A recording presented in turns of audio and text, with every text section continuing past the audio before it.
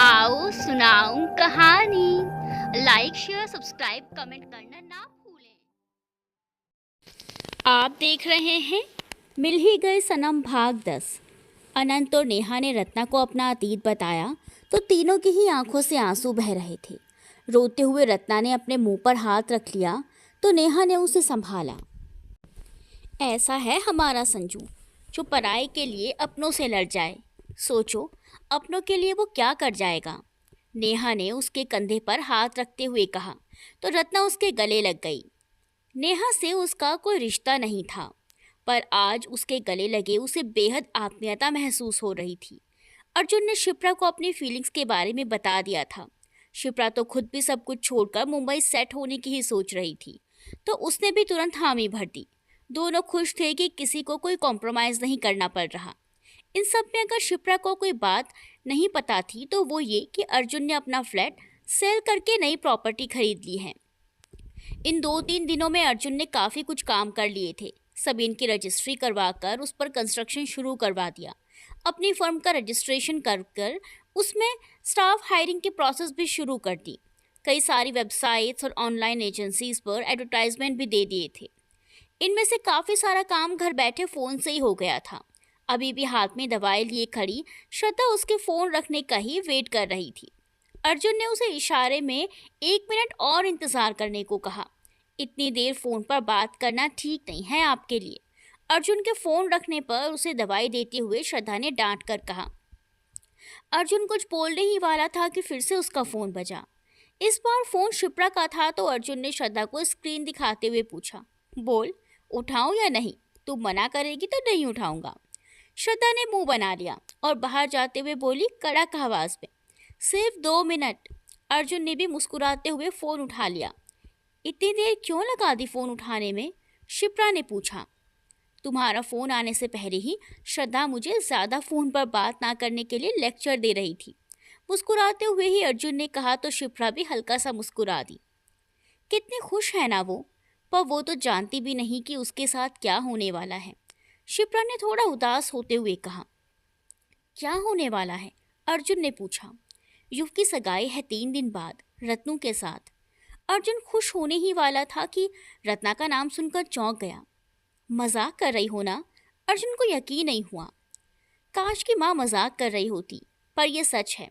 शिप्रा ने अपने सर पर हाथ रखते हुए कहा, पर ऐसा क्यों? जहाँ तक मैं जानता हूँ तुम्हारी माँ तो श्रद्धा से बहुत प्यार करती है।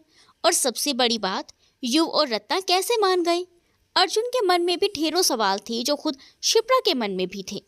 इन सब में शिप्रा ने अर्जुन को अपने बारे में कुछ नहीं बताया, क्योंकि वो जानती थी कि उसका तो वो सही इंतज़ाम कर लेगी। फिलहाल के लिए युवराज रत्ना की सगाई सबसे बड़ी बात थी। कुछ नहीं पता अर्जुन, बस युव का पता है कि वो ये सब क्यों कर रहा है। और शिप्रा ने उसे दिल्ली में हुई युवराज और उसकी माँ के बीच की सभी बातें बता दी।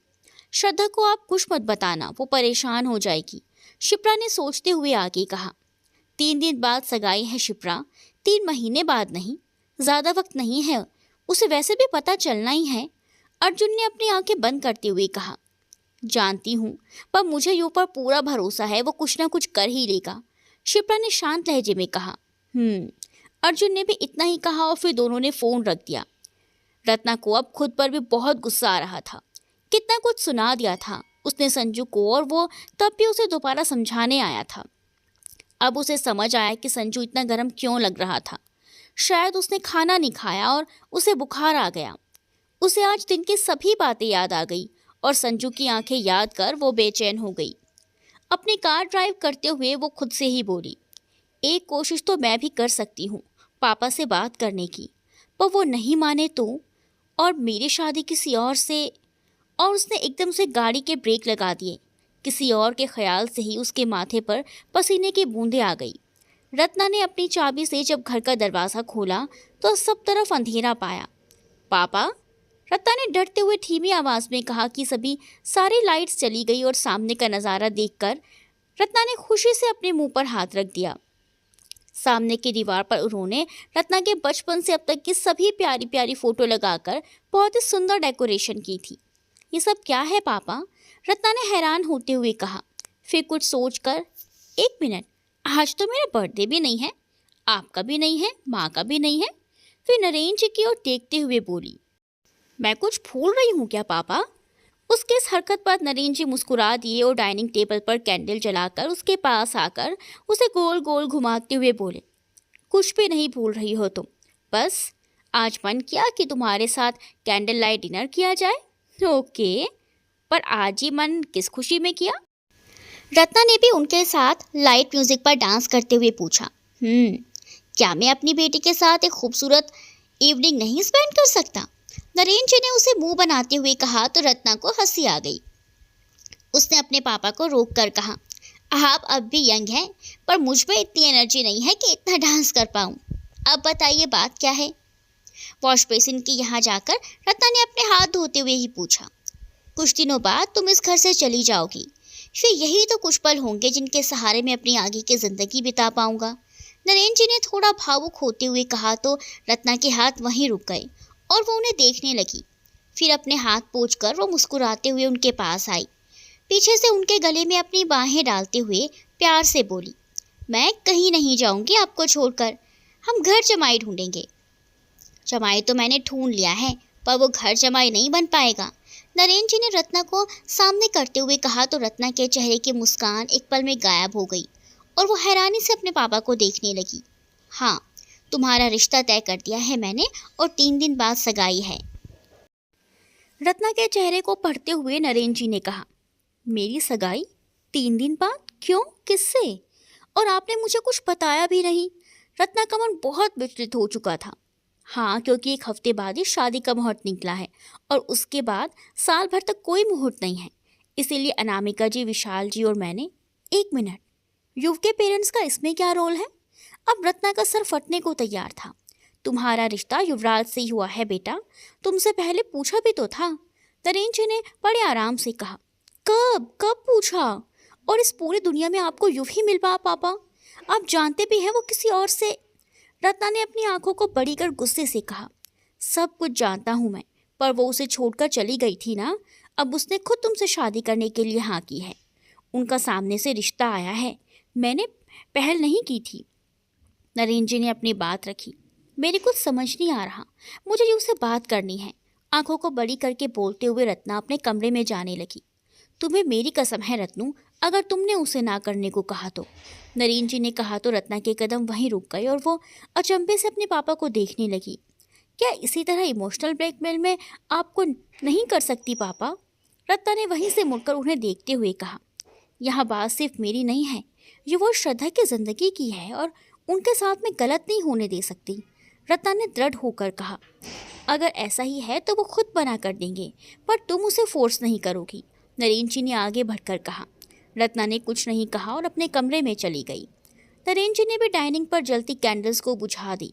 रत्ना ने अपने फ़ोन को चेक किया तो उस पर युवराज के 10 मिस्ड कॉल थे। उसने अपने सर पर हाथ रखते हुए खुद से ही कहा, पता नहीं बेचारा किस मुसीबत में फंसा है, क्या गुजर रही होगी उस पर। बस एक मुझ पर ही तरस नहीं आता आपको। रत्ना के बिस्तर पर गिरते हुए संजू ने कहा। रत्ना ने 2 बार अपनी आंखें टमकाई, फिर जोर से बोली, तुम यहाँ कहाँ से आए और कैसे आए? अपनी बालकनी का गेट लॉक रखा कीजिए। हर इंसान मेरी तरह शरीफ नहीं होता। अपने सर के नीचे दोनों हाथ को रखते हुए संजू ने कहा। रत्ना को उसे आंखें फाड़े देख रही थी। शरीफ और तुम? लगता है अब नाराजगी दूर हो गई है, पर यह चमत्कार कैसे हुआ? संजू ने उठकर उसके पास आते हुए कहा तो रत्ना झेप गई। किसने कहा? मैं अब भी तुमसे नाराज हूँ। रत्ना ने उसे नजरें फेरते हुए कहा तो संजू मुस्कुरा दिया। जितना दिल चाहे नाराज हो सकती हो, मैं मना लूंगा, बस नफरत मत करना, मुझसे बर्दाश्त नहीं हो पाता। संजू ने उसके चेहरे को पकड़कर अपनी तरफ करते हुए कहा तो रत्ना उसकी आंखों में देखने लगी। संजू मेरी, रत्ना धीमी आवाज में बोल ही रही थी, सगाई है 3 दिन बाद, वो भी युवराज के साथ। जानता हूँ। संजू ने भी उसकी आंखों में ही देखते हुए कहा तो रत्ना हैरान रह गई। तुम भी जानते हो? कैसे? मुझे तो अभी पता चला। रत्ना ने इतनी मासूमियत से पूछा कि संजू के चेहरे पर मुस्कान आ गई। तुम हंस रहे हो? रत्ना ने उसे आंखें दिखाई। आपके पापा का फ़ोन आया था मॉम के पास, बोल रहे थे कि अपनी बेटी के लिए आपके बेटे से भी अच्छा लड़का ढूंढ लिया है मैंने। 3 दिन बाद सगाई है और 7 दिन बाद शादी है, आइएगा ज़रूर। उनकी एक्टिंग करते हुए संजू ने कहा तो रत्ना ने उसके कंधे पर एक मारा। अपने कंधे को सहलाते हुए संजू हंसने लगा, फिर गंभीर होते हुए बोला था ना, किसी और से शादी करने की सोचना भी मत। पर आपने तो, देखो तुम युव को कुछ मत करना, वो भी मेरी तरह ही मजबूर होगा। उसकी कोई गलती नहीं है इसमें, वो तो खुद। रत्ना ने उसकी बात पूरी भी नहीं होने दी कि बोलना शुरू कर दिया। जब वो नहीं रुकी तो संजू ने अपने हाथ से उसका मुंह बंद कर दिया। आपके युग को मैं कुछ नहीं कर सकता, उल्टा वो ही बात बात पर मेरी हड्डियां तोड़ने की धमकी देता है। संजू ने मुंह बनाते हुए कहा तो रत्ना को हंसी आ गई, जो उसकी आंखों से साफ पता चल रहा था। आपको बड़ी हंसी आ रही है। वैसे अच्छा लगा जानकर कि आप मजबूरी में ऐसा कर रही हैं, संजू ने गंभीरता से कहा तो रत्ना भी बिल्कुल शांत हो गई। संजू ने उसके मुंह से हाथ हटा दिया और रत्ना की नजरें झुक गई। अगर प्यार है तो कबूल करो, उसे दबाओ मत, संजू ने उसका चेहरा ऊपर करते हुए कहा तो रत्ना शर्माकर उसके गले से लग गई। आज जाकर संजू को सुकून मिला था। ऐसा लगा जैसे बुखार से गर्म शरीर पर मानो किसी ने ठंडा कपड़ा रख दिया हो। कुछ देर आंखें बंद किए वो उसे अपनी बाहों में लिए यूं ही खड़ा रहा। पर पापा कभी नहीं मानेंगे। झटके से अलग होकर जब रत्ना ने कहा तो संजू ने मुंह बना लिया। मूड स्पॉइल करना तो कोई आपसे सीखे, संजू ने वापस बिस्तर पर बैठते हुए कहा। लड़का लड़की राजी तो क्या करेगा काजी, संजू ने स्टाइल से कहा तो रत्ना उसे घूरने लगी। अगर मुझसे शादी करनी है तो पहले पापा को मनाओ, वरना भूल जाओ, बहुत ही अदा के साथ रत्तू ने कहा तो संजू ने उसका हाथ पकड़ झटके से खींच लिया, जिससे रत्ना उसके ऊपर आ गिरी। रत्ना की सांसें बेहिसाब तेज चल रही थी और संजू एकटक उसके चेहरे को देख रहा था। जब उसे महसूस हुआ कि रत्ना असहज हो रही है तो उसे पकड़कर उसने साइड हग किया और खड़ा हो गया। जल्द ही वापस आऊँगा, तब तक अपना ख्याल रखना, अपना गला साफ कर इधर उधर देखते हुए संजू ने कहा। संजू, रत्ना की आवाज़ से उसके कदम वहीं रुक गए और वो मुड़कर बोला, जब जब आप इस तरह से मुझे पुकारती हैं, कसम से मेरा जाने का इरादा बदल जाता है। रत्ना ने अपनी अलमीरा से एक शॉल निकाली और उसे उड़ाते हुए बोली, बातें बनवा लो तुमसे, विनर तुम ही रहोगे। और वो हल्के से मुस्कुरा दी। बुखार है ना तुम्हें, अपना ध्यान रखा करो, संजू की नज़रों में सवाल देख रत्ना ने खुद ही बोल दिया। रत्ना की नज़रों में फिर से खुद को उठा हुआ देख संजू को बहुत तसल्ली हुई। रत्ना के माथे पर किस कर वो जल्दी से बाहर निकल गया और रत्ना उसके जाने की दिशा में मुस्कुराते हुए देख रही थी। अपने साथ रत्ना के प्यार का एहसास लेकर खुद को शॉल में लपेट कर मुस्कुराते हुए संजू घर के अंदर आ गया। लगता है अपने सुकून से मिलाए, नेहा ने उसे चहकते देखकर कहा तो संजू ने भी मुस्कुराते हुए अपने बालों में हाथ घुमा लिया।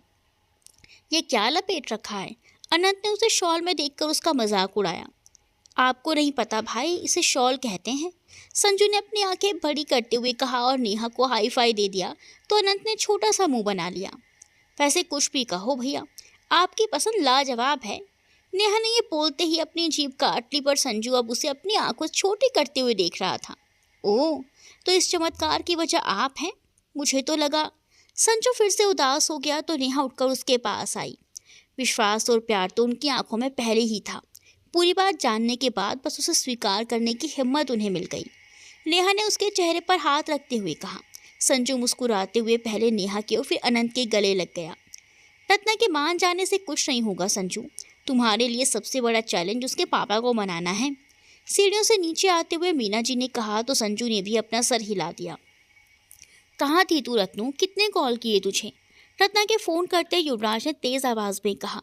सॉरी यार, तुझे बता नहीं सकती तेरे पीछे से क्या क्या कांड हो गया यहाँ, रत्ना ने अपना सर पकड़ते हुए कहा।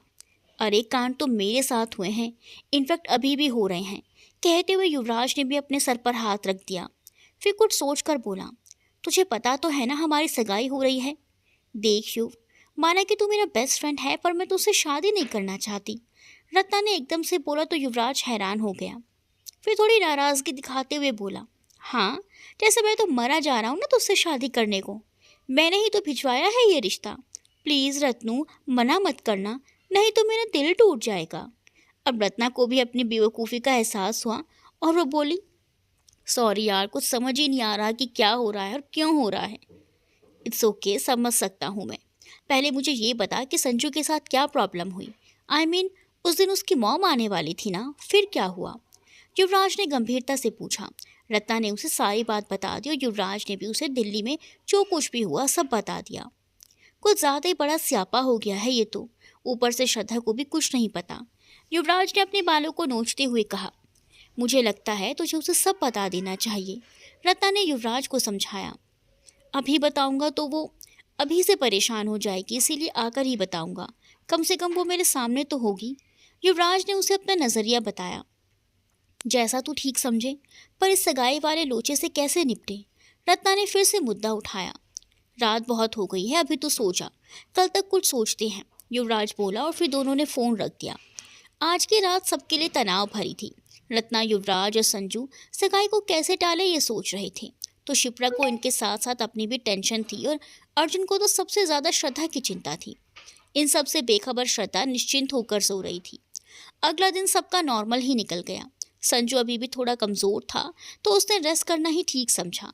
रत्ना के पापा को मनाने के लिए पहले उसका खुद का ठीक होना बहुत ज़रूरी था।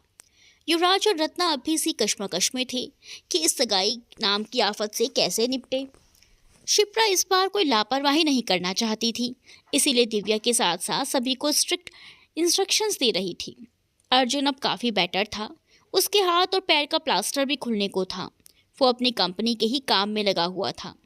श्रद्धा, जिसे कुछ भी खबर नहीं थी उसके आसपास क्या हो रहा है, वो किस तूफान के बीच में खड़ी है, अपने हॉस्पिटल में ही बिजी थी।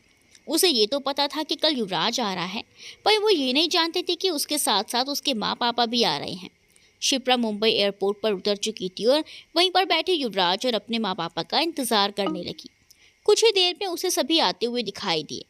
पापा, अपनी माँ को अनदेखा कर शिप्रा पहले युवराज और फिर अपने पापा के गले लग गई। अपनी बाहें फैलाए अनामिका जी का मुंह खुला रह गया और वो ऐसे ही खड़ी रह गई। लगभग 1 साल के बाद वो उनसे मिल रही थी, इसीलिए शिप्रा की आंखें नम हो गई, साथ ही साथ विशाल जी की भी। कैसी है मेरी बेटी, कितनी कमज़ोर हो गई है, बिल्कुल ध्यान नहीं रखती ना अपना। शिप्रा के गाल पर प्यार से हाथ फेरते हुए विशाल जी ने कहा। पर आप बहुत मोटे हो गए हो, बहुत मनमानी करते हो ना। शिप्रा ने एक हाथ से अपने आंसू पोंछ दूसरे से विशाल जी के पेट पर हाथ रखते हुए कहा और दोनों हंस दिए। उन दोनों को देखते हुए ही पीछे खड़े युवराज और अनामिका जी भी मुस्कुरा दिए। शिप्रा ने अनामिका जी से बिल्कुल बात नहीं की और अपने पापा के साथ आगे चली गई। होंठों पर मुस्कान के साथ उनकी आंखें भी नम हो गई। युवराज ने उन्हें कंधे से पकड़ा और हल्की सी मुस्कान के साथ चलने का इशारा किया, तो वह दोनों भी उनके पीछे ही एयरपोर्ट से बाहर निकल गए। सभी युवराज के होटल भी पहुंच गए। रत्ना को उनके आने का पता था, इसीलिए वो आज तबीयत ठीक ना होने का बहाना बनाकर घर ही रुक गई। शिप्रा, तैयार हो जाओ, लड़का कुछ देर में आता ही होगा, अनामिका जी ने उसे एक पैकेट देते हुए कहा। माँ, आप जानती हैं ना कि मैं अर्जुन से। शिप्रा तो बातें नहीं करना चाहती थी, फिर भी उसने अपनी आंखें बड़ी करते हुए कहा। उसका लहजा बेहद गंभीर था। हाँ, पर हमें ये लड़का ज़्यादा पसंद है और इसे कोई प्रॉब्लम भी नहीं है तेरे पास्ट रिलेशनशिप से, अनामिका जी ने आराम से कहा। Past relation? माँ, वो मेरा पास्ट नहीं है, प्रेजेंट फ्यूचर सब है, शिप्रा ने गुस्से से कहा। लड़के को ट्रेडिशनल आउटफिट ज़्यादा पसंद है। शिप्रा को पूरी तरह से इग्नोर कर उसे वो पैकेट वापस देते हुए अनामिका जी ने कहा, तो खुद पहने, मैं वही पहनूंगी जो मेरा मन करेगा, शिप्रा ने चिढ़ते हुए कहा और वहाँ से चली गई। कुछ देर बाद शिप्रा को होटल के एक कमरे में भेजा गया जहाँ लड़का उसका वेट कर रहा था। लड़का चेयर पर बैठा हुआ था, उसका फेस बालकनी की तरफ था और पीठ शिप्रा की तरफ। कमरे में आते ही शिप्रा ने चिल्लाना शुरू कर दिया और बिना सांस लिए बोलती गई, देखो, तुम जो कोई भी हो, मुझे तुमसे शादी नहीं करनी। मैं किसी के साथ सीरियस रिलेशनशिप में हूँ और मैं तुम्हारे टाइप की भी नहीं हूँ। तुम्हें ट्रेडिशनल पसंद है और मुझे वेस्टर्न। मुझे तो खाना भी नहीं इंडियन पसंद। साफ़ सफाई का तो मुझसे दूर दूर तक कोई वास्ता नहीं है। अगर मुझसे शादी करोगे तो तुम्हारा घर घर नहीं चिड़ियाघर बन जाएगा। सब कुछ एक साथ बोलकर शिप्रा ने लंबी सांस ली। फिर तो मैं ये शादी बिल्कुल नहीं कर सकता, लड़के ने कहा। वेरी गुड, अगर तुम बाहर जाकर सबको, बोलते हुए शिप्रा अचानक रुक गई और आवाज़ पर गौर किया। अगले ही सेकंड वो जोर से चिल्लाई, अर्जुन, और दौड़कर उसके सामने आ गई। अर्जुन को वहाँ देख उसकी आंखें भी बह रही थी और वो खुशी से उछल भी रही थी, पर अर्जुन अभी शांत बैठा था। शिप्रा से रहा नहीं गया तो वो खुशी से अर्जुन के गले लग गई।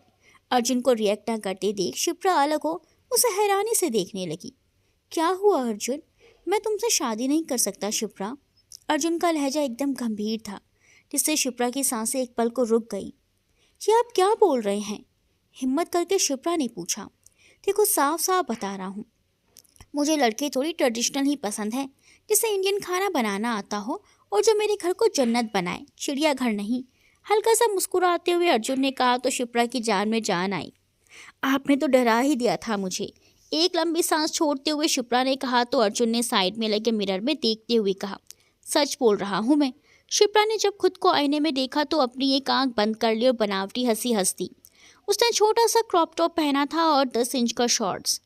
ये तो मैंने लड़के को भगाने के लिए पहना था। शिप्रा ने छोटा सा मुंह बनाते हुए कहा तो अर्जुन को भी हंसी आ गई और बोला, बहुत डेयरिंग है तुम में। और उस युग को देखो, कब से छोटा सा मुंह लेकर घूम रहा है। माँ से बहुत प्यार करता है, बस इसीलिए उनके सामने झुक जाता है वो। शिप्रा ने मुस्कुराते हुए कहा। कुछ देर बाद दोनों बाहर आ गए, जहाँ सब उसी का इंतजार कर रहे थे। तो लड़का पसंद आया कि नहीं? शिप्रा अपने पापा के गले लगी हुई थी, तभी युवराज ने उसे छेड़ते हुए पूछा। तू भी सब जानता था? अपने पापा से अलग होकर शिप्रा ने युवराज से हैरानी से पूछा। अरे नहीं, मुझे तो अभी फ्लाइट में माँ ने बताया। ये सब आइडिया उनका ही था, युवराज ने कहा तो शिप्रा अपनी माँ को देखने लगी। खुश है ना? अनामिका जी ने उसके चेहरे पर हाथ रखना चाहा, पर शिप्रा ने उन्हें बीच में ही पकड़ लिया और हल्के से अपना सर हिला दिया। वहाँ खड़े सभी लोगों ने ये नोटिस किया। सभी हैरान थे कि अब वो ऐसे क्यों कर रही है। पहले जाकर तुम चेंज कराओ, माहौल को देखकर अर्जुन ने शिप्रा से कहा। शिप्रा भी अपना सर हिलाकर वहाँ से चली गई। मुझे आप दोनों से कुछ बात करनी है। शिप्रा के जाने के बाद अर्जुन ने अनामिका जो विशाल जी से कहा। युवराज समझ गया कि वो क्या बात करना चाहता है। वो ये भी जानता था कि सब कुछ बताए बगैर वो मानेगा भी नहीं, इसीलिए वो चुप ही रहा। बोलो बेटा, अनामिका जी ने उससे प्यार से पूछा। एक गहरी सांस लेकर युवराज ने उन्हें अपने बारे में सब कुछ कह सुनाया। अर्जुन के साथ साथ अनामिका जी, विशाल जी और फिर एक बार युवराज की भी आंखें नम थी। यही मेरी सच्चाई है और इसे जानने के बाद आप जो भी फैसला लेंगे, मुझे और शिप्रा दोनों को मंजूर होगा। विशाल जी के सामने हाथ जोड़ते हुए अर्जुन ने कहा। इतनी बड़ी सच्चाई का अकेले सामना करना इतना आसान नहीं होता अर्जुन। अच्छे अच्छे लोग हिम्मत हार जाते हैं, पर तुम हमारे सामने सही सलामत खड़े हो। हमें गर्व है तुम शिप्रा के जीवन साथी बनोगे और साथ ही साथ हम निश्चिंत भी हैं कि हम अपनी बच्ची को सही हाथों में सौंप रहे हैं। अर्जुन के हाथों को अपने दोनों हाथों से पकड़ते हुए विशाल जी ने कहा। शिप्रा बहुत भावुक है और नासमझ भी। उसके साथ अपनी समझदारी हमेशा आगे रखना। अपने हाथ जोड़ते हुए अनामिका जी ने कहा तो अर्जुन उनके गले लग गया और बोला, भले ही शिप्रा से मेरा रिश्ता बदल रहा है, पर आपसे आज भी वही है। आज भी आप मेरी माँ ही हैं। पीछे खड़ी सब सुन रही शिप्रा की आंखों में भी आंसू थे। Welcome to the family. अपनी आंखों को साफ कर युवराज ने उसे कसकर गले लगा लिया तो अर्जुन धीरे से बोला, अबे छोड़ साले, मारे गया का? मेरी हालत पर तो रहम कर। और फिर दोनों हंसने लगे। हॉस्पिटल में एक इमरजेंसी केस आने की वजह से न श्रद्धा को कुछ होश था और ना ही संजू को। युवराज भी हैरान था कि श्रद्धा ने उसे एक बार भी कॉल नहीं किया। अपना फ़ोन चेक करते हुए उसकी नज़र श्रद्धा के टेक्स्ट मैसेज पर गई जो उसने 2 घंटे पहले भेजा था। इमरजेंसी इन हॉस्पिटल, बात नहीं कर पाऊंगी, फ्री होकर खुद कॉल करूंगी। उसके बाद युवराज ने भी उसे फ़ोन नहीं किया। संजू तो सो रहा था जब उसके पास हॉस्पिटल से कॉल आया था। वो इतनी जल्दी में घर से निकला कि रत्ना को मैसेज भी नहीं कर पाया। आज तुम होटल क्यों नहीं गई? नरेंद्र जी ने रत्ना से पूछा, जो टीवी देख रही थी। तबीयत ठीक नहीं है पापा, उसने बिना उन्हें देखे ही जवाब दिया। सब समझ रहा हूँ मैं, युवराज के माँ पापा को अवॉइड करना चाहती हो ना? रत्ना के हाथ से रिमोट लेकर टीवी बंद करते हुए नरेंद्र जी ने पूछा। जब आपको सब पता है तो मुझसे पूछ क्यों रहे हैं? रत्ना ने अपने हाथ हवा में उठाते हुए कहा। तुम्हारे मन में क्या चल रहा है रत्तू, मैं पूरी बात जानना चाहता हूँ। नरेंद्र जी ने उसकी बाँह पकड़ उसे अपनी तरफ करते हुए कहा। क्या जानना चाहते हैं आप? साफ साफ पूछिए। रत्ना ने भी उनकी आंखों में देखा। तुम युवराज से शादी क्यों नहीं करना चाहती? सिर्फ इसीलिए क्योंकि वो श्रद्धा से प्यार करता है, या फिर तुम? आगे की बात उन्होंने अधूरी ही छोड़ दी। सही समझ रहे हैं आप पापा, मैं संजू से प्यार करती हूँ। आज शायद रत्ना में भी अपना प्यार कन्फेस करने की हिम्मत आ गई थी। चटाक, तुम होश में तो हो रत्नू, ये जानते हुए भी कि उसकी वजह से तुम्हारी माँ। रत्ना को एक थप्पड़ छड़कर नरेंद्र जी गुस्से से कहने लगे कि तभी अपने गाल पर हाथ और आंखों में आंसू लिए रत्ना बोली, बस करिए पापा, आप भी जानते हैं कि माँ को मुक्ति मिली थी इस नर्क से। वो बस अपना जीवन ढो रही थी, जी नहीं रही थी। कब तक ये इल्ज़ाम हम उनके सर पर डाल खुद को इस ग्लानि से दूर रखेंगे कि हम उनका सही से इलाज नहीं करवा पाए। अगर एक्सीडेंट के बाद हम उन्हें मुंबई ले आते तो उन्हें सही ट्रीटमेंट मिल जाता और वो जहर उनके पैरों के साथ हमारी ज़िंदगी में भी नहीं फैलता। भरी आंखों से अपने पापा को देखते हुए वो आगे बोली, वो तरसती थी पापा हमारे साथ बैठने के लिए, आपके साथ वॉक पर जाने के लिए, अपनी वही पुरानी ज़िंदगी जीने के लिए। धीरे धीरे वो अपनी ज़िंदगी से हताश होने लगी थी। वो अपने आप को बोझ समझने लगी थी और हमारा प्यार उन्हें कांटों की तरह चुभने लगा था पापा। चिल्ला चिल्ला कर रत्ना ने कहा और अपने चेहरे को दोनों हाथों में भट कर वो ज़ोर ज़ोर से रोने लगी।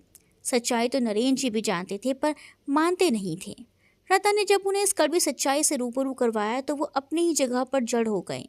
रत्ना को रोता देख नरेन जी बिना कुछ कहे आंखों में पानी लिए थके कदमों से अपने कमरे में चले गए और रत्ना रोते रोते वहीं सो गई, क्योंकि वो रात को भी पूरी तरह से नहीं सो पाई थी।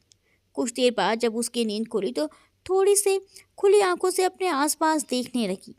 अपने आप को ज़मीन पर सोया देख वो झटके से उठ गई। जब उसे कुछ देर पहले हुई सभी बातें याद आई तो वो भागकर अपने पापा के कमरे में गई। कमरे में नरेन जी अपनी पत्नी की तस्वीर को सीने से लगाए पलंग का सहारा लिए आधा लेटे हुए थे। रत्ना ने जब उन्हें ऐसे देखा तो उसे खुद पर ही बहुत गुस्सा आया। उनके कंधे पर हाथ रखते हुए वो धीरे से बोली, पापा। रत्ना की आवाज़ से उन्होंने अपनी आंखें खोली तो उनमें से कई आंसू एक साथ बाहर निकल गए। आई एम सॉरी पापा, पता नहीं कैसे, रत्ना ने उनके आंसू पोंछते हुए कहा तो नरेन जी फीका सा मुस्कुरा दिए। तुम क्यों माफ़ी मांगती हो? माफ़ी तो मुझे मांगनी चाहिए कि मेरी वजह से तुम्हारी माँ। नरेन जी एकटक सामने की खाली दीवार को देखते हुए बोल रहे थे कि रत्ना ने उनके मुंह पर हाथ रख दिया। भरी आंखों से जब नरेन जी ने उसे देखा तो रत्ना ने नाम में अपना सर हिला दिया। कल तक का वक्त है तुम्हारे पास, उस लड़की से कहो कि आकर मिले मुझसे। जब नरेन जी ने ये कहा तो रत्ना उनके गले लग गई और बोली, आप नाराज़ तो नहीं है ना मुझसे? नरेन जी ने कुछ नहीं कहा और अपनी आंखें बंद कर ली। मेडिकल हॉस्पिटल में आज सुबह से ही भगदड़ मची हुई थी। दरअसल एक बड़ी कार का एक्सीडेंट केस था जिसमें एक ड्राइवर, 2 कपल और 2 बच्चे थे। 7 लोगों के ट्रीटमेंट के लिए दूसरे हॉस्पिटल से भी डॉक्टर बुलाए गए थे। सबकी हालत बहुत सीरियस थी पर उन्हें बचाने की पूरी कोशिश चल रही थी। श्रद्धा और संजू दोनों ओटी में थे और इधर संजू का फ़ोन बार बार बजकर बंद हो रहा था। अब तो रत्ना को भी टेंशन होने लगी कि आखिर संजू फ़ोन क्यों नहीं उठा रहा। तो ये मान लूँ कि श्रद्धा आपकी बेटी नहीं है? आपने कभी उसे अपनी बेटी माना ही नहीं, शिप्रा ने बैठते हुए कहा। मैंने तो उसे अपनी बेटी ही माना पर शायद उसने मुझे अपनी माँ कभी नहीं माना, अनामिका जी ने खोए हुए स्वर में कहा। ऐसा कुछ नहीं है माँ, बच्चे तो गलतियाँ करते ही हैं, पर आप क्या कर रही हैं? अगर श्रद्धा की जगह मैं ऐसा कुछ करती क्या आप तब भी मुझे दोबारा नहीं अपनाती?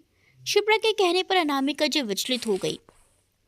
अगर श्रद्धा गलत है माँ तो उससे ज़्यादा मैं गलत हूँ, क्योंकि ये सब हुआ तो मेरी ही वजह से था। बोलते हुए शिप्रा ने अपनी माँ का हाथ पकड़ लिया। और अगर श्रद्धा गलत है तो अर्जुन भी गलत है, क्योंकि छोड़कर तो वो भी मुझे गए थे।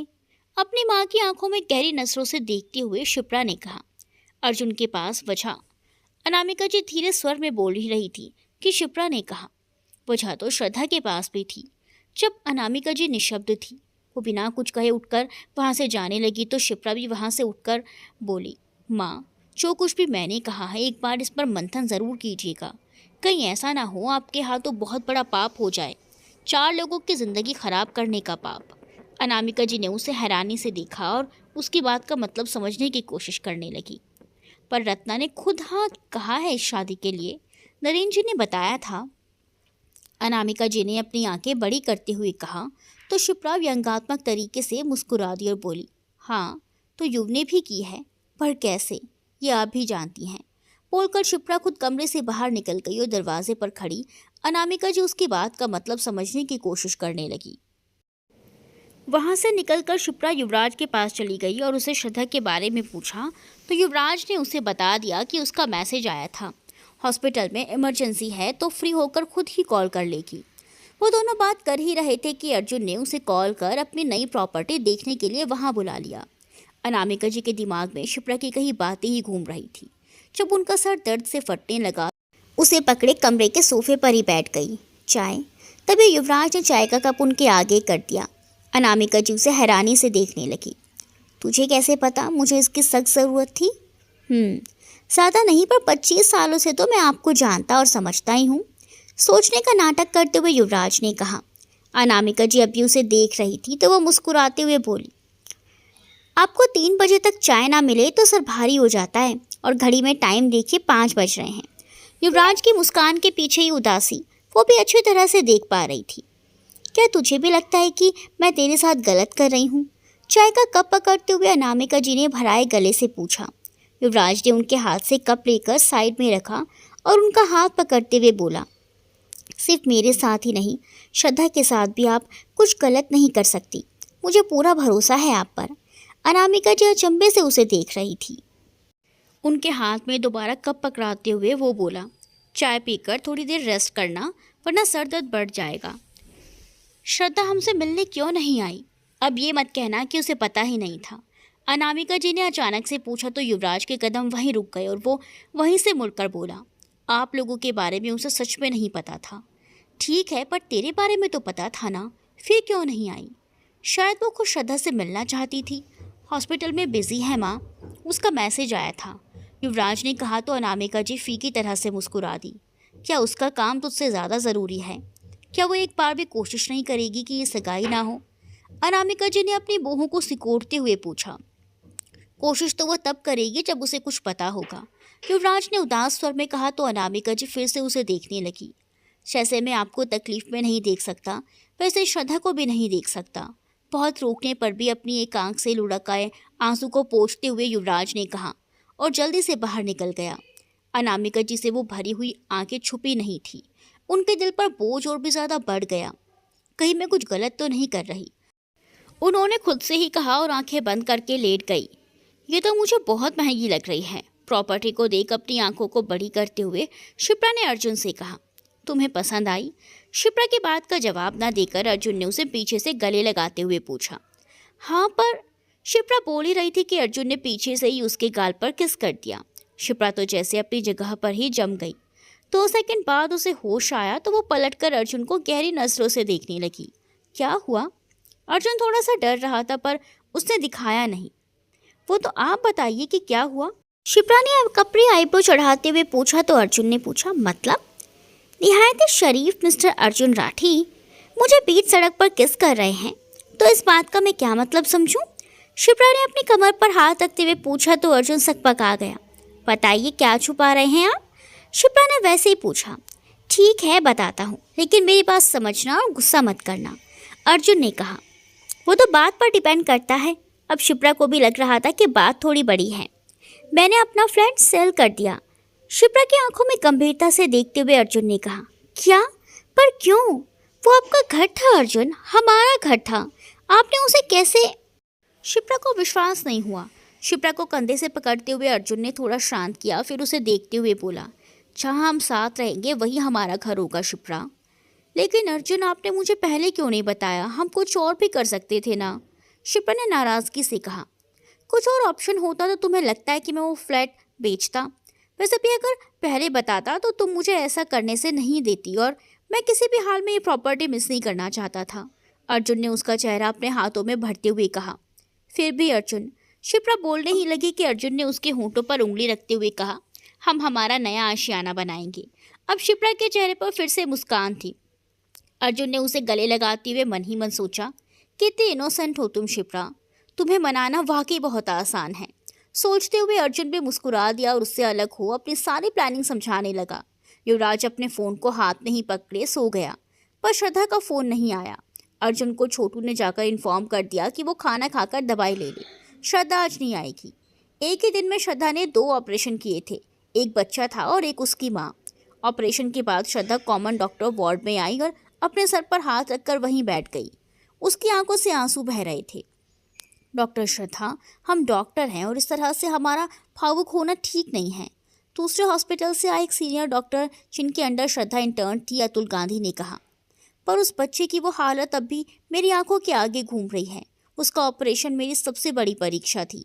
अपने आंसू को पोंछते हुए श्रद्धा ने कहा, आप अपने काम में बेहतरीन हैं डॉक्टर, वो दोनों ठीक ही होंगे, बस हमें उनकी कंडीशन को 24 घंटे तक मॉनिटर करना है। डॉक्टर अतुल ने उसके सर पर हाथ रखते हुए कहा। वैसे बाकी डॉक्टर्स कहाँ हैं? इनके दूसरे फैमिली मेंबर्स की क्या कंडीशन है? डॉक्टर अतुल ने आगे पूछा। इनके पेरेंट्स की काफ़ी एज थी, वो इतना दर्द बर्दाश्त नहीं कर पाए और ट्रीटमेंट शुरू होने से पहले इन्होंने अपना दम तोड़ दिया। ट्रेवर आउट ऑफ डेंजर है और इनके हस्बैंड के बहुत सारे फ्रैक्चर्स हैं। होश में आने पर ही कुछ बताया जा सकता है। बताते हुए श्रद्धा की आंखें फिर से नम हो गई। एक बच्चा और भी था ना? डॉक्टर अतुल ने पूछा। उस नन्हे से बच्चे की सांसों में मेरे इन्हीं हाथों में उखड़ गई। अपने हाथों को फैलाकर देखते हुए कोने में बैठे संजू ने कहा। श्रद्धा का ध्यान गया कि संजू भी वहीं बैठा है। वो उसकी बात सुनकर चौंक गई और दौड़कर उसके पास गई। संजू की आंखें आंसुओं से भरी हुई थी। श्रद्धा ने जब उसे ऐसे देखा तो किसी डर से उसे गले लगा लिया। संजू ने भी उसे कसकर पकड़ लिया और बच्चों की तरह रोने लगा। संजू की तबीयत वैसे भी पूरी तरह से ठीक नहीं थी। चेतन ने इंजेक्शन लेकर उसने खुद को एक्टिव रखा हुआ था। श्रद्धा वो मेरे इन्हीं हाथों में था और मुझे अपनी मासूम सी आंखों से एक आस लिए देख रहा था, पर मैं कुछ भी नहीं कर पाया और मेरे देखते ही देखते उसकी आंखें हमेशा के लिए बंद हो गई। रोते हुए ही संजू ने कहा तो श्रद्धा के साथ साथ वहां आकर बैठे और फिर डॉक्टर्स की आंखों में आंसू आ गए। तुम लोग ऐसे ट्रीटमेंट करोगे पेशेंट्स का? तुम्हें याद होना चाहिए वो वादा जो डिग्री लेते वक्त तुम खुद से करते हो। किसी का इलाज करने के लिए दिमाग का संतुलित होना बहुत ज़रूरी है, जो इस वक्त डॉक्टर संजय का तो मुझे बिल्कुल भी नहीं लग रहा। बेहतर होगा आप थोड़ी देर रेस्ट करें। डॉक्टर अतुल ने अपनी भावनाओं को काबू कर संजू को कहा तो संजू ने अपने आंसू पोंछ लिए। अतुल सर सही कह रहे हैं संजू, तो थोड़ी देर रेस्ट कर ले, ऐसे तो और बीमार हो जाएगा। श्रद्धा ने उसकी भारी होती आंखों को देखकर कहा। मैं अब ठीक हूँ श्रद्धा, संजू ने मना करना चाहा। पर तू अभी अपने कैबिन में जा, मैं खाना भिजवाती हूँ। श्रद्धा ने उसकी बात इग्नोर कर दी। श्रद्धा मैं, संजू बोल ही रहा था। संजू, श्रद्धा ने उसे आंखें दिखाते हुए कहा तो वो चुपचाप अपने कैबिन में चला गया। रत्ना का मन बहुत ही विचलित हो रहा था। रह रहकर उसे संजू का ख्याल आता और उसकी बेचैनी बढ़ जाती। अपनी गले की चेन को पकड़ बेचैनी से घुमाते हुए वो अपने दिल का चैन पाने की कोशिश कर रही थी। पहले उसने श्रद्धा को और फिर युवराज को कॉल किया, पर दोनों ने फ़ोन नहीं उठाया। कहाँ हो तुम संजू? फिर कुछ सोचते हुए वो घर में ही बने मंदिर में चली गई। प्लीज़ पप्पा, वो ठीक हो। दीपक जलाकर हाथ जोड़ते हुए रत्ना ने कहा। हॉस्पिटल में इतना व्यस्त और थका होने की वजह से संजू को याद ही नहीं रहा कि रत्ना और युवराज की सगाई कल ही है। उसके घर पर भी सब परेशान थे कि कैसे क्या होगा। सुबह जब रत्ना ने युवराज से बात की तो उसे पता चला कि संजू हॉस्पिटल में बिजी है। नरेंद्र जी ने उससे पूछा भी कि वो क्यों नहीं आया तो उसने उन्हें भी बता दिया। रत्तू, मुझे नहीं लगता कि इस वक्त उसके लिए सबसे ज़्यादा ज़रूरी काम तुम्हारी सगाई को रोकना होना चाहिए था। नरेंद्र जी ने गंभीरता से पूछा तो रत्ना ने अपना सर झुकाकर धीरे से कहा। पापा, वो इमरजेंसी। हम सब जानते हैं कि डॉक्टर्स की लाइफ ऐसी होती है, पर पर्सनल लाइफ तो उनकी भी होती होगी। कुछ मौके तो उनकी ज़िंदगी में भी ऐसे होते ही होंगे जो उनके लिए सबसे ऊपर हों। और भी डॉक्टर्स होती हैं, वो अपना काम हैंडओवर करके भी आ सकता था। नरेंद्र जी ने कठोरता से कहा। रत्ना कुछ बोल ही नहीं पाई। उसके लिए तो यही बहुत था कि उसके पापा संजू से मिलने को तैयार हुए थे, पर शायद उसकी किस्मत ही खराब है जो संजू से उसकी बात ही नहीं हो पा रही थी। अनामिका जी से मेरी बात हो चुकी है। अगर वो लड़का आज मुझे नहीं मना पाया तो कल तुम्हारी सगाई युवराज से होना तय है, पर फिर भी मैं कुछ नहीं कर पाऊंगा। सख्त लहजे में बोलकर नरेंद्र जी वहां से जाने लगे कि 2 कदम चलते ही वो लड़खड़ा गए। भागकर रत्ना ने उन्हें संभाला, पर उनकी आंखें धीरे धीरे बंद होने लगी। पापा, काल को थपथपाते हुए रत्ना ने घबराकर उन्हें पुकारा, पर उन्होंने आंखें नहीं खोली। रत्ना ने उन्हें ज़मीन पर ही लिटा दिया। कांपते हाथों से जल्दी जल्दी उनके कुर्ते के बटन खोले और उनके पैरों को ऊपर कर दिया, जिससे उनके सर में रक्त प्रवाह हो सके। फिर उन पर थोड़े पानी के छींटे मारे। जब उन्हें होश आने लगा तब रत्ना की जान में जान आई। रत्ना का पूरा चेहरा पसीने से भीग चुका था, पर वो मजबूत बनी रही। क्या हुआ था आपको पापा? रत्ना ने परेशान होते हुए पूछा। शायद बीपी लो हो गया होगा, नरेंद्र जी ने धीमे स्वर में कहा। आप यहीं रुकिए, मैं अभी आती हूँ। बोलकर रत्ना जल्दी से फ्रिज से डार्क चॉकलेट लाई और उन्हें खिला दी। फिर उनके मना करने पर भी हॉस्पिटल ले गई। दोपहर के 1 बज रहे थे, पर माँ और बेटे दोनों में से किसी को होश नहीं आया था।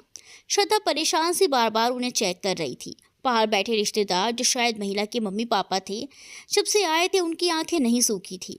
एक ही क्षण में उनकी बेटी का पूरा परिवार तहस नहस हो गया। हर बीतते पल के साथ श्रद्धा का डर बढ़ता जा रहा था।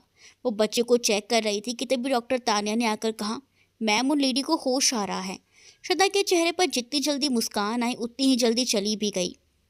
उसने तानिया को बच्चे को देखने को कहा और खुद उस महिला के पास चली गई। हेलो मिस, कैसा लग रहा है अब आपको? श्रद्धा ने चेहरे पर हल्की सी मुस्कान लाते हुए उस महिला से पूछा। उसकी नब्ज को थामे श्रद्धा घड़ी में समय देख रही थी। उस महिला ने बस अपनी पलकें झपका दी। क्या नाम है आपका? श्रद्धा जानना चाहती थी कि उसे अपनी पुरानी जिंदगी याद है या नहीं। उस महिला ने हल्के से बोला, श्वेता। श्रद्धा अब उसकी माँ को सामने ले आई और उससे पूछा, इन्हें पहचानती हैं आप? माँ, श्वेता ने भर्राए गले से बोला और उसकी आंखें बह चली। जब उसकी माँ भावुक होने लगी तो उन्हें वापस बाहर भेज दिया गया। पेशेंट श्वेता ने जब भरी हुई आंखों से श्रद्धा को देखा तो वो समझ गई कि वो अपने परिवार के बारे में जानना चाहती है। सब ठीक है, आप आराम कीजिए, श्रद्धा ने उसके सर को प्यार से सहलाते हुए कहा और नर्स को कुछ इशारा कर दिया। नर्स ने उन्हें इंजेक्शन लगाया और कुछ ही देर में वो गहरी नींद में चली गई। बाहर जाकर श्रद्धा ने उनके घर वालों को संभाला, फिर अपने काम पर लग गई। रत्ना नरेन जी को मेडिकल हॉस्पिटल में ही लेकर आई थी। उन्हें वहीं लगे टेबल पर बिठा दिया। वो डॉक्टर चेतन का अपॉइंटमेंट लेने चली गई। नरेन जी बैठे सबको देख रहे थे। जब उन्होंने वहां से गुजरते संजू को देखा तो वो चौंक गए और जल्दी जल्दी उसके पीछे चल दिए। संजू एक वार्ड के अंदर घुस गया जहां श्वेता के पति मानव को शिफ्ट किया गया था। डॉक्टर, मेरी फैमिली कैसी है? मेरी वाइफ, मेरे बच्चे और माँ पापा? बेचैन होते हुए मानव ने संजू के अंदर आते ही अपने सवाल शुरू कर दिए। कुछ सेकंड संजू शांत सा उन्हें देखता रहा, फिर उसके पास बैठकर उसका हाथ पकड़ लिया। कुछ भी झूठ नहीं कहूँगा आपसे, पर आपको अपना दिल मजबूत करना होगा, संजू ने कहा तो पेशेंट उसे आंखों से एक डर लिए देखने लगा। आपकी वाइफ और बड़ा बेटा आउट ऑफ डेंजर हैं, पर संजू ने कहते हुए अपनी नजरें झुका ली। पर क्या डॉक्टर, आप साफ साफ बताइए। पेशेंट मानव का दिल जोरों से धड़क रहा था। आपके पेरेंट्स और छोटा बेटा भी इस दुनिया में नहीं रहे। मानव का हाथ कसकर पकड़ते हुए संजू ने अपने दिल पर पत्थर रखकर कहा। यह सुनते ही मानव छटपटाने लगा। उसकी आंखें लगातार बहती जा रही थी। उसे देखकर ऐसा लग रहा था मानो उससे ज्यादा बेबस शायद ही उसने खुद को कभी पाया होगा। संजू ने भी कुछ देर उसे अपने मन का गुबार निकालने दिया, जो कि बहुत ज़रूरी भी था। देखिए मानव, आपका दर्द बेशक मैं महसूस कर सकता हूँ, पर इसमें डील आप ही को करना है। जैसे ही एक्सीडेंट था, बचने के चांसेस किसी के भी नहीं थे। जो हानि हुई है उसकी भरपाई तो कभी नहीं हो पाएगी, पर फिर भी आप शुक्र मनाइए ऊपर वाले का कि आपकी पत्नी और बड़ा बेटा सही सलामत है। संजू ने कुछ देर उससे कहा, मानव, आपकी पत्नी बहुत कमज़ोर है, उन्हें अभी कुछ भी नहीं पता, पर बहुत जल्द वो सब जान जाएंगी। तब आपको ही उन्हें संभालना है। एक मर्द को इसीलिए घर का मुखिया बनाया जाता है क्योंकि वो दुख दर्द में होकर भी अपने परिवार को संभालता है। जितना रोना है अभी रो लीजिए, मैं रोकूंगा नहीं। उसके बाद जो आपके पास बचा है उसका ख्याल आपको रखना है। संजू ने बहुत ही आत्मीयता से उसे समझाया तो पेशेंट मानव के रुके हुए आंसू फिर से बह चले। बाहर खड़े नरेन जी सब सुन रहे थे। उनकी आंखों में आंसू और होंठों पर हल्की मुस्कान थी। तभी उन्हें फिर से चक्कर आए और वो गिरते उससे पहले ही दो मजबूत हाथों ने उन्हें थाम लिया। वो संजू था जो उसी वक्त वार्ड से बाहर आ रहा था। आप ठीक हैं? नरेन जी को कुर्सी पर बैठाते हुए संजू ने पूछा। तो जवाब तो तब देते जब उन्हें कुछ सुना होता। वो तो बस एकटक उसे देखे जा रहे थे। केशव, ये कहा कि उनके मुंह से निकला तो संजू चौंक गया। जी, उसने हैरानी से पूछा। तुम केशव के बेटे हो? नरेन जी अब भी भरी आंखों से देख रहे थे। हाँ, पर आप कैसे जानते हैं? हैरानी के साथ साथ उसके चेहरे पर हल्की मुस्कान भी थी। कैसे नहीं जानूंगा, मेरा यार, मेरा जिगरी था वो। और तुम्हारी आंखें बिल्कुल उसके जैसी हैं, तुम्हारा चेहरा भी उसी के जैसा है। बस मेरा केशव थोड़ा सांवला था और कद भी थोड़ा छोटा था तुमसे। छलकती आंखें और मुस्कुराते होठों से नरेन जी ने कहीं खोए हुए कहा। संजू को अपने पापा के बारे में सुनकर अच्छा लग रहा था। वो वहीं बैठकर उनसे और भी बातें करना चाहता था, उनके बारे में जानना चाहता था। पर ठीक उसी वक्त नर्स रोजी ने उसे आवाज़ लगा दी। संजय सर, पेशेंट को बहुत पेन हो रहा है, आप प्लीज़ एक बार देख लीजिए। संजय नाम सुनकर नरेन जी अचानक होश में आए और उसे दोबारा ध्यान से देखने लगे। रोजी, तुम अंकल को डॉक्टर चेतन के पास लेकर जाओ और मेरा रेफरेंस दे देना। फिर नरेन जी की ओर मुड़कर, अंकल बोल सकता हूँ ना आपको? नरेन जी ने अपना सर हाँ में हिला दिया तो वो बोला, आपके साथ कोई आया है? नहीं, मेरी बेटी आई है, नरेन जी ने छोटा सा जवाब दिया। रोजी, तुम उनकी बेटी के आने का वेट करो और उनके आते ही इन्हें चेतन सर के पास लेकर जाओ, मैं कुछ देर में वहीं आता हूँ। फिर नरेन जी के पैर छूकर वो वापस वार्ड में चला गया और नरेन जी बस उसे देखते रहे। आप यहाँ क्यों चले आए पापा? मैं कब से ढूंढ रही थी आपको। संजू वार्ड में घुसा ही होगा कि रत्ना ने वहाँ आकर नरेन जी से पूछा। रोजी हैरानी से उसे देख रही थी। उसने एक बार वार्ड की तरफ देखा और फिर रत्ना से कहा, ये आपके पापा हैं?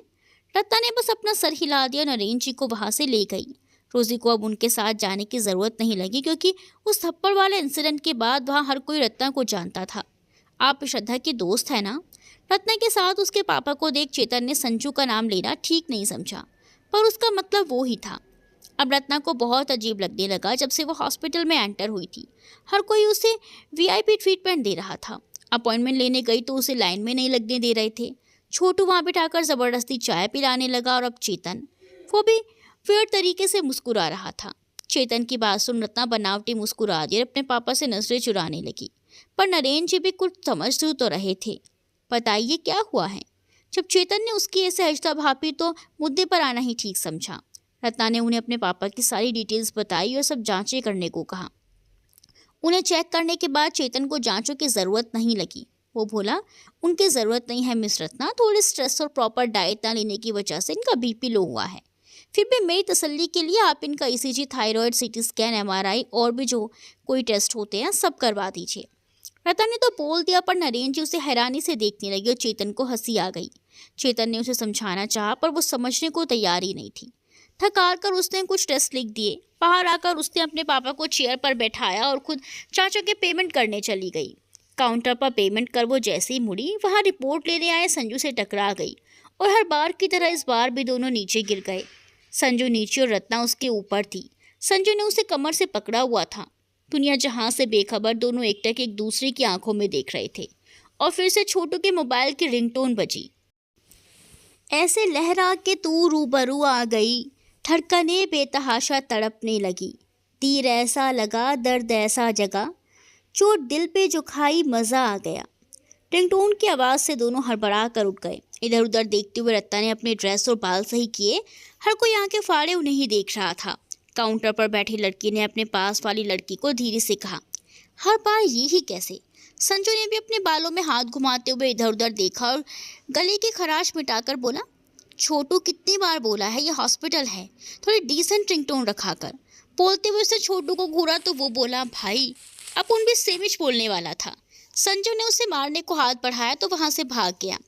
रत्ना मुंह बनाकर वहां से जाने लगी तो संजू भी सबको अपना काम करने को बोल उसके पीछे हो लिया। रत्नू जब वो नहीं रुकी तो वो उसके पीछे हाथ पकड़ कर बोला, सुनो तो। नहीं सुनना कुछ भी, और क्यों सुनूं? तुम्हें तो कॉल छोड़ो एक मैसेज तक करने की फुर्सत नहीं। कोई तुम्हारी चिंता में जिए या मरे तुम्हें क्या? रत्ना ने उसकी ओर मुड़कर कहा, पर संजू उसे देखते हुए बस मुस्कुरा रहा था।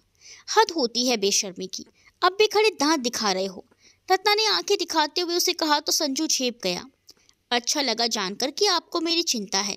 संजू ने उसका हाथ पकड़कर उसे देखते हुए ही कहा, संजू तुम्हें याद भी है या भूल गई कि कल सगाई है मेरी युवराज के साथ?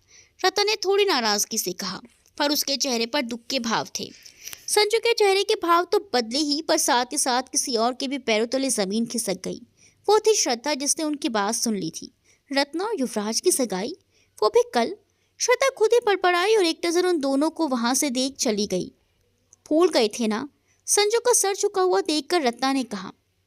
रत्नू, वो सर उठाते हुए संजू बोल ही रहा था, यहाँ पर तुम्हारी ज़रूरत थी, तुम्हें बिल्कुल समय नहीं मिला, यही ना? जानती हूँ, रत्ना ने अपनी आंखों को ऊपर करते हुए कहा। फिर संजू की आंखों में देखते हुए उसने पूछा कि ये सब मुझसे ज़्यादा ज़रूरी है, हमारे रिश्ते से ज़्यादा ज़रूरी है? हाँ। संजू के जवाब पर रत्ना एकदम से चौंक गई। उसे इस जवाब की उम्मीद तो बिल्कुल भी नहीं थी। आज भी मेरे लिए किसी की जान की कीमत सबसे ऊपर है, सबसे ऊपर। रत्ना की आंखों में देखते हुए उसने सबसे ऊपर शब्द को दोहराया। बड़ी मुश्किल से पापा तुमसे मिलने को तैयार हुए हैं। मैं क्या करूं बताओ, क्या कहूं उन्हें? अगर आज तुम उनसे नहीं मिले तो सब कुछ खत्म हो जाएगा, रत्ना ने थोड़ा गुस्से से कहा। संजू ने उसका हाथ पकड़कर थोड़ा मुस्कुराते हुए कहा, किसी की ज़िंदगी मेरे लिए सबसे ऊपर है, इसका मतलब ये नहीं कि आप मेरे लिए ज़रूरी नहीं। फिर उसकी आंखों में गहरी नज़रों से देखते हुए वो बोला, आप मेरी ज़िंदगी है रत्नू, और मुझे विश्वास है कि जिस वक्त मैं दूसरों की ज़िंदगी का ख्याल रखता हूँ आप मेरी ज़िंदगी का रखेंगी।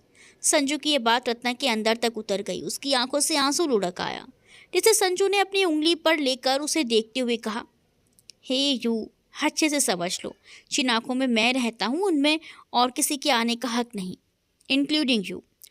बोलकर उसने उन आंसू की बूंदों को उछाल दिया और रत्ना उसके इस नौटंकी पर रोते रोते भी हंस दी। वैसे रत्तू, आप यहाँ क्या कर रही हैं? संजू ने खड़े होते हुए उससे पूछा। ओह शिट, पापा को तो मैं भूल ही गई। बोलते हुए रत्तू ने अपने सर पर हाथ रख दिया। संजू ने अपनी आंखों से ही जब उससे सवाल किया तो वो बोली, पापा को थोड़े चक्कर आ रहे थे तो डॉक्टर चेतन के पास ले गई थी। एक सेकंड बाद संजू के दिमाग की बत्ती जली और उसने सारी बातें कनेक्ट की तो समझ आया कि जिससे वो थोड़ी देर पहले मिला था वो रत्ना के ही पापा थे। उनसे हुई मुलाकात याद आते ही उसके चेहरे पर मुस्कुराहट आ गई। अब क्यों मुस्कुरा रहे हो? रत्ना ने जब उससे कहा तो वो होश में आया और उसकी बात को इग्नोर करते हुए बोला, ये इतने सारे टेस्ट चेतन ने लिखे हैं। कहते हुए उसने रत्ना के हाथों की तरफ देखा जिनमें 4-5 रसीदें थी। हाँ, नहीं, वो तो मना कर रहे थे, मैंने ही उन्हें कहा था सारे टेस्ट करने को। रत्ना ने बहुत ही मासूमियत से कहा, बिना ज़रूरत के कोई भी टेस्ट क्यों करवाना? जितना उसने बोला वही करवाओ, बाकी की रिसीट मुझे दे दो, मैं रिफंड करवा दूंगा। रत्ना के एक गाल को हल्के से पकड़कर धीरे से खींचते हुए संजू ने कहा तो रत्ना ने भी अपना सर हिला दिया। संजू, क्या तुम अभी पापा से? उसे बाकी की रसीदें देते हुए रत्ना ने बोलना चाहा। अभी मुझे जाना है, बाद में मिल लूँगा। उसे वाकई अपने पेशेंट के पास जाना था। रत्ना ने भी अपनी पलकें झपका दी और वहाँ से जाने लगी। कुछ कदम आगे बढ़ उसने मुड़कर देखा तो संजू अब भी वहीं खड़ा उसे देख रहा था। वो भाग कर आई और उसके गले लग गई। संजू ने भी एक सुकून के साथ अपनी आंखें बंद कर ली और उसे अपनी बाहों में कस लिया। इंतज़ार करूंगी तुम्हारा, अंगूठी साथ देकर आना। कहते हुए रत्ना ने संजू की उंगलियों में अपनी उंगलियां फंसा दी। संजू के चेहरे पर भी चमक आ गई और वो बोला, अब लग रही हो ना मिसेस रत्ना संजय माहेश्वरी। उसने कुछ ही दूरी पर खड़े नरेंद्र जी ने सारी बातें सुन ली थी। वो खुद से बोले, तेरा बेटा बिल्कुल तेरे जैसा है केशव, न सिर्फ सूरत से बल्कि सीरत से भी। उतना ही नटखट, उतना ही काम के प्रति वफादार और उतना ही प्यार के पीछे पागल। उनके चेहरे पर खुद ब खुद ही हल्की सी हंसी आ गई और वो वहाँ से वापस अपनी सीट पर चले गए जहाँ रत्ना ने उन्हें बैठाया था। वापस आकर रत्ना ने जब चेतन से कहा कि जितनी ज़रूरत है वही टेस्ट कर ले तो वह उसे हैरानी से देखने लगा। रास्ते में कोई महापुरुष मिल गए थे क्या, जिसकी बात समझ आ गई? व्यंग्यात्मक लहजे में बोलते हुए चेतन ने अपनी एक आईब्रो उचकाई तो रत्ना छेप गई। नरेंद्र जी की जांचें करवाकर वो उन्हें लेकर घर के लिए निकल गई। पूरे रास्ते दोनों बाप बेटी संजू के ख्यालों में खोए थे, पर दोनों के पास वजह अलग अलग थी। अपने कैबिन में आकर श्रद्धा बेचैनी से घूमने लगी। मतलब सबको पता था, यहाँ तक कि संजू को भी, बस मुझे कुछ नहीं पता। पर यह सब क्यों हो रहा है और युवराज ने मुझे क्यों कुछ नहीं बताया? वो खुद में ही बड़बड़ा रही थी। मुझे युवराज से ही बात करनी होगी, सोचते हुए उसने युवराज को फ़ोन लगा दिया। श्रद्धा का कॉल देखते युवराज का चेहरा खिल उठा। वो फ़ोन उठाने ही लगा कि फिर कुछ सोचकर रुक गया। इंतज़ार रहेगा तुम्हारे आने का, मन ही मन सोचते हुए वो शरारती तरीके से मुस्कुरा दिया। श्रद्धा बार बार उसे फ़ोन कर रही थी पर युवराज के फ़ोन ना उठाने से वो परेशान हो चुकी थी। आप फ़ोन क्यों नहीं उठा रहे युवराज? अब क्या अपनी सगाई के बाद मुझसे बात करोगे? श्रद्धा थोड़ा चिढ़ते हुए बड़बड़ाई। क्या हुआ श्रद्धा, कुछ परेशान हो बेटा? डॉक्टर अतुल ने उसे बेचैनी से घूमते हुए देखा। नहीं सर, बस ऐसे ही। आप बताइए, कुछ काम था? श्रद्धा ने हड़बड़ाते हुए कहा। तुम कल से यही हो, कुछ देर घर जाकर आराम करो, डॉक्टर अतुल ने श्रद्धा से कहा। श्रद्धा तो खुद भी जाना चाह रही थी, आराम करने नहीं युवराज से मिलने, पर अपनी ड्यूटी के याद करते हुए उसने कहा, मैं अभी कैसे जा सकती हूँ? सभी पेशेंट अब बेटर कंडीशन में है और वैसे भी आज रात तो मैं यहाँ हूँ, तो तुम चली जाओ, डॉक्टर अतुल ने वहाँ पड़े पेशेंट के रिपोर्ट्स लेते हुए कहा और बिना श्रद्धा का जवाब सुने बाहर निकल गए। श्रद्धा अपना बैग, मोबाइल और कार की चाबी लेकर जल्दी से वहाँ से निकल गई। युवराज ने अपने पापा और शिप्रा को बाहर भेज दिया था और खुद भी ऊपर के एक कमरे में चला गया। अनामिका जी को जब कोई नज़र नहीं आया तो बाहर आकर उन्हें ढूंढने लगी। यहाँ कोई नज़र क्यों नहीं आ रहा, सब गए कहाँ? अनामिका जी मन ही मन सोच रही थी और इधर उधर देखते हुए चलती जा रही थी। तभी हड़बड़ाहट में वहाँ आती हुई श्रद्धा से वो टकरा गई। वो गिरती उससे पहले ही श्रद्धा ने उन्हें थाम लिया। श्रद्धा ने थाम लिया? अब क्या होगा? श्रद्धा और अनामिका जी का पूरे 9 साल बाद आमना सामना, तो क्या होगा इस आमने सामने से, ये तो अगले भाग में ही पता चलेगा। तब तक खुश रहें, अपना ख्याल रखें। बाय बाय दोस्तों।